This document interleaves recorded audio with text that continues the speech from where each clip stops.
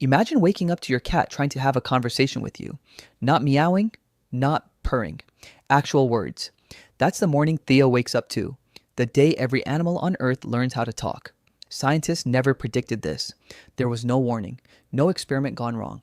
One moment, animals communicated the way they always had, through sound, through scent, through instinct. The next moment, something inside every creature's brain simply turned on. A switch nobody knew existed. Birds began forming full sentences mid flight. Dogs stopped barking and started asking questions.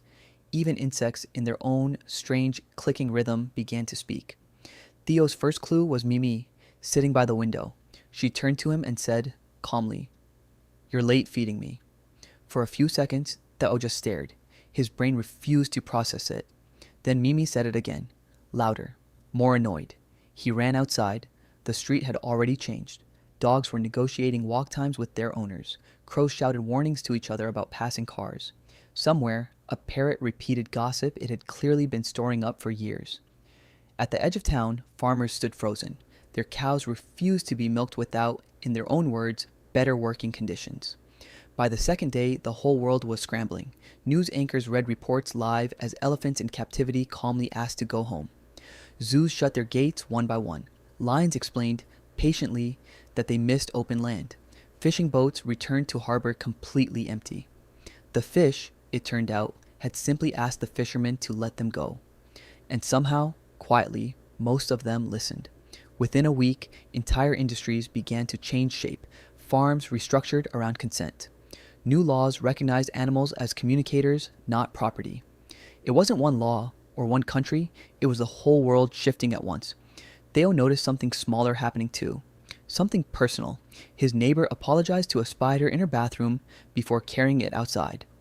A little girl down the street cried after her goldfish told her it had been lonely for years, circling the same small bowl. Every walk through the park became a conversation. Squirrels argued over acorn territory. Pigeons complained about spikes bolted onto rooftops to keep them away. It was loud. It was chaotic. It was exhausting, but it was also strangely beautiful. Then Theo learned the twist nobody saw coming. One evening, Mimi curled up beside him and told him the truth. Animals had always understood human language. Every word, every command, every conversation humans thought was private. They simply chose not to speak back. Humans rarely listened anyway, Mimi said. So why waste the words? The switch hadn't been flipped by science. It hadn't been triggered by evolution or by some strange cosmic event. It had been triggered by humans finally being ready to listen. That night, Theo sat on his porch with Mimi curled beside him. For the first time in his life, he wasn't just living next to another creature. He was sharing the planet with someone who had a voice the entire time.